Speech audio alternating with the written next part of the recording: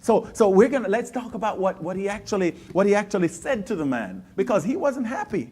He wasn't happy. So Jesus said to him, where were we? We stopped at verse 18. And he said to him, the man says to Jesus, which ones?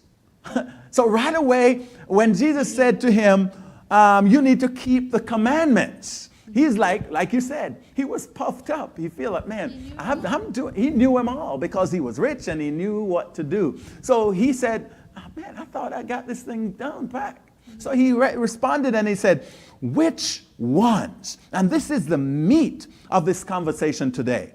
And Jesus said, you shall not murder. You shall not commit adultery. You shall not steal. You shall not bear false witness. Honor your father and mother. And you shall love your neighbor as yourself. That is 6 commandments that Jesus gave that says if to experience eternal life, right? If you want life that is beyond the now life, he said these are the commandments that will give you that will guarantee you eternal life. But watch something that happened. He said to him, which ones? And Jesus, go back to verse 20. And the young man said to him, all these. In other words, he said, I have kept all of these commandments. All these I have kept. What do I lack? Because the only person that can ask that question is someone that is still unhappy.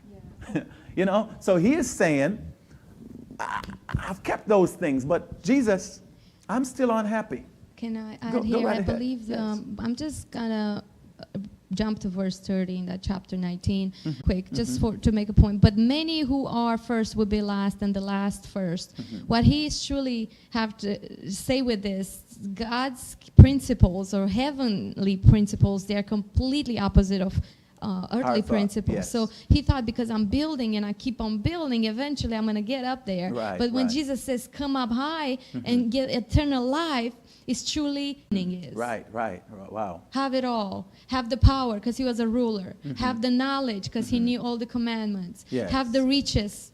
Right. He had it all. Right. But yet, it was impossible for him to get eternal life that way. Right. So what did he have to do? But our heart is, because we build it ourselves, it's so tangled, and if we hold everything so dear, it's so hard to let go when the Lord tells you to do something, because it's going to be completely the opposite. Which, absolutely, because we are so attached to it that we don't feel as if, we do feel as if it is so ours that we don't want to let it go for 1 second. But we're going back to verse 20, the young man said to him, all these I have kept. In other words, he said, I'm good on commandments. Jesus, I've done it. So he's saying, and this is very important. He said, so what do I lack? That tells us right away, immediately, he's saying, Jesus, I'm still unhappy. Something is not adding up here. What am I lacking? Tell me what I need to do so I can really feel the joy and feel the happiness. Going right back to our topic this evening. Ways to live a happier life, and it doesn't cost a penny. Ways to live a happier life, and it does not cost a penny. He had all the money in the world, but he was still not as happy. So let's look at this next verse. If you would be perfect, because in other words, Jesus said to him in verse 21, if you would be perfect, go. Sell what you possess and give to the poor. And if you will have treasures, and you will have treasures in heaven. So Jesus says, this is what you're lacking. It's not that he was lacking a commandment. He was lacking ever willing to let go. So that's what you were saying earlier. We hold on to things so tight that we at no point want to release. And those are the things, man, this is powerful. That is the thing that keeps us from getting or having eternal life.